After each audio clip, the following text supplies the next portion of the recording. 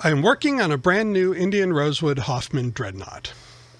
Once I have the neck and body polished, it is time for me to move on to setting the neck. But before I do, I like to open up the truss rod adjustment cavity. I typically leave this covered by the peg head overlay until I've done most of the polishing. It means I have fewer edges to worry about as I'm polishing the neck. Polishing one big surface is much easier than polishing two very narrow surfaces. I start by drilling some pilot holes in the approximate location. It's a big target and very easy to hit. And then use a carving burr in my flex shaft tool to remove most of the material, finishing the work by hand with a chisel and a file. This does take some care though, as the carving burr will try to grab and run across the peg head, which can ruin the neck if it is too severe. Fitting is easier on a new instrument, as I can do much of the work as I am building the neck, but there's still a fair bit of adjustment required. One part of this is that the finish gets onto the cheeks of the neck and must be removed, but also just the process of finishing makes small changes to the angle of the neck, which must be addressed.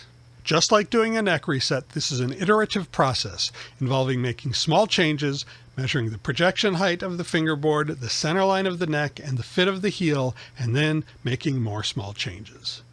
One thing which is easier on a new guitar is that if I must tip the neck forward, I can do so without concern about the guitar's intonation, as I have yet to place the bridge and saddle and can easily make any small changes required.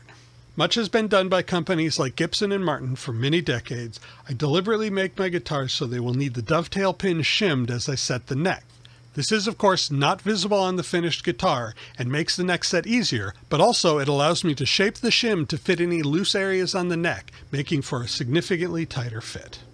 You will notice, as I am clamping in the neck, I do not need any clamps pulling the neck into the body. Many builders will add an additional clamp from the heel of the neck to the end block of the guitar, but I have always felt that if you need this clamp, your dovetail does not fit. This guitar ended up with a slightly taller neck set than I usually use.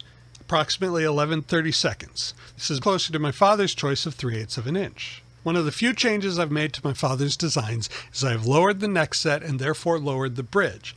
I expect that will make this guitar slightly punchier than normal, but it will still have plenty of harmonic content and richness. As always, the exact angle of a neck must be within a range, but because I make my bridges to suit each guitar after the neck is set and the frets dressed, I have a much larger acceptable range than I would if I were making the bridge earlier in the process, and much more wiggle room than I have when I'm doing repair work. Please like, share, and subscribe, and leave a comment with any questions about my work. We have t-shirts on the website and do same-day setups on Saturdays. Thank you for watching, have a nice day, and enjoy your guitar.